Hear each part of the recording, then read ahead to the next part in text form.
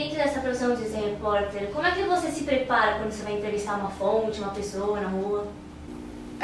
Eu acho que toda entrevista que você, a não ser que entrevista às vezes de jogo, que você às vezes pode ser pego de surpresa, mas você sempre se prepara, entendeu? Sempre tem que estudar, por exemplo.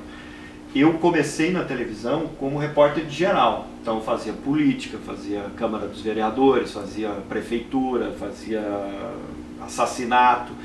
E quando eu optei por fazer esporte, você acaba tendo que se especializar, entendeu? Você tem que saber como é que é o tênis, como é que é a Fórmula 1, como é que é o futebol.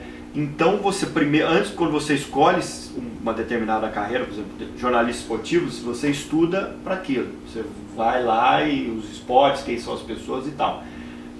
E depois você, no dia a dia você estuda, você pesquisa quem é a pessoa, o que aquilo aconteceu, quais são os fatos que estão na mídia que ligam aquela pessoa, pode ser um jogador, pode ser um tenista, pode ser um ministro do esporte, então você todo dia está se preparando, está estudando para fazer as entrevistas.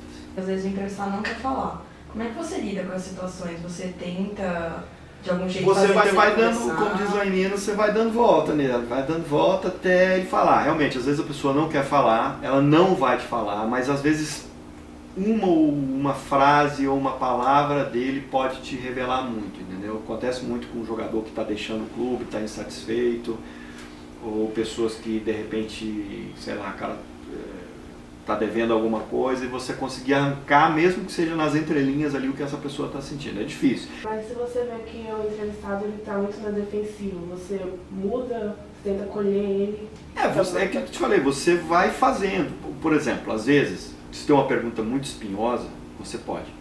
Às vezes, como a gente fala, você dá uma maciada nele, vai fazendo perguntas e de repente você cutuca com aquela pergunta. Terceira pergunta.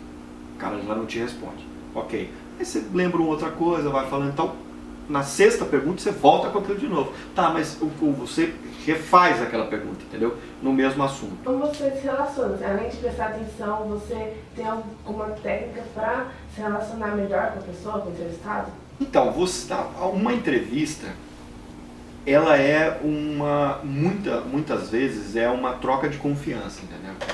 Eu vou contar uma historinha para tentar explicar o que você falou. Eu me lembro quando eu era repórter da Geral ainda, e em Uberlândia, e tinha muito problema no camelódromo lá, que eram uns produtos piratas e tal. E era muito difícil você entrar lá para fazer uma entrevista, porque sempre quando você botava a câmera, as pessoas achavam que você ia denunciar, enfim, eles corriam da gente, eles não gostam da gente.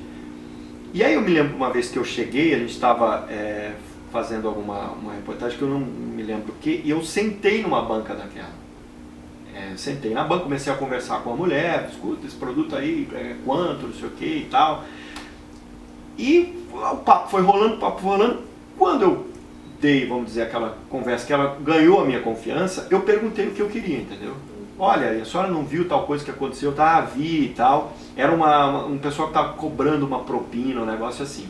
E eu consegui conversar com ela, consegui gravar depois sem que ela fosse identificada e era uma fonte de um lugar que não gostava de falar com jornalista. E ela me disse uma coisa que me marcou até hoje. Eu estava começando a carreira e ela me disse o seguinte: nossa, o senhor é diferente dos outros, porque o senhor chega aqui, paletó e gravata, mas o senhor conversou com a gente. Tipo assim, o senhor é gente como a gente. E eu nunca esqueço que eu falei pra ela: olha, e é uma coisa que eu levo até hoje na vida. Não é porque você está segurando o microfone, você está paletó e gravata, que você é diferente das pessoas, entendeu? Minha senhora, a senhora, do jeito que a senhora tem o emprego da senhora, eu tenho o meu, entendeu? Só que a diferença é que eu apareço na televisão, sou às vezes mais conhecido, mas isso não me transforma numa pessoa melhor e nem pior do que as outras. Comentando ainda sobre aquele caso do camelódromo, você acha que se fosse uma entrevista para a rádio, por exemplo, as pessoas falariam mais abertamente, ou você acha que ainda seria desse fechamento? Sim, porque e eu te falo de experiência própria, eu já dei entrevista, é horrível, falei um monte de mercadoria.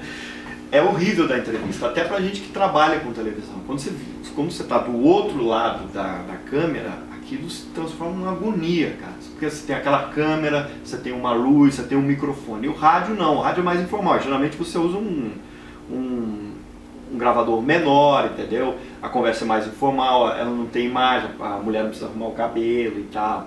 E isso a gente vê, por exemplo, quando a gente entrevista criança.